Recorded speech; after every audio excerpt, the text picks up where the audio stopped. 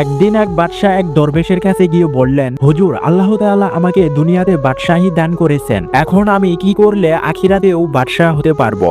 দরবেশ বললেন, আপনার গুনাহ ছাড়তে হবে। বাদশাহ জিজ্ঞাসা করলেন, হুজুর, গুনাহ কিভাবে ছাড়বো? দরবেশ বললেন, আপনি প্রতিদিন 100 বার মৃত্যুর কথা স্মরণ করবেন। বাদশাহ রাজি হলেন এবং 1 মাস পরে আবার দরবেশের কাছে ফিরে এলেন। তিনি বললেন, হুজুর, আমি স্বর্ণের তৈরি তসবিহ দিয়ে প্রতিদিন 100 বার মরণ মরণ জপ করেছি, তারপরও গুনাহ ছাড়তে পারছি না। দরবেশ বললেন, তুমি এখনো একবারও প্রকৃত অর্থে মৃত্যুর কথা স্মরণ করনি। তবে যদি সত্যিকার ভাবে মৃত্যুকে অনুভব করতে চাও, তবে একদিনের জন্য তোমার বাদশাহী আমাকে দাও, আমি তোমাকে শিখিয়ে দেব মৃত্যুর কথা কিভাবে স্মরণ করতে হয়। বাদশাহ রাজি হলেন। দরবেশ সিংহাসনে বসেই জল্লাদকে আদেশ দিলেন, এই মুহূর্তে বাদশাকে হত্যা করো। জল্লাদ ছুটে এসে বাদশার গলায় ছুরি ধরে ফেলল। সেই মুহূর্তেই বাদশাহ জ্ঞান হারালেন। জ্ঞান ফেরার পর দরবেশ তাকে বললেন, প্রকৃতভাবে মৃত্যুর কথা স্মরণ করা কাকে বলে?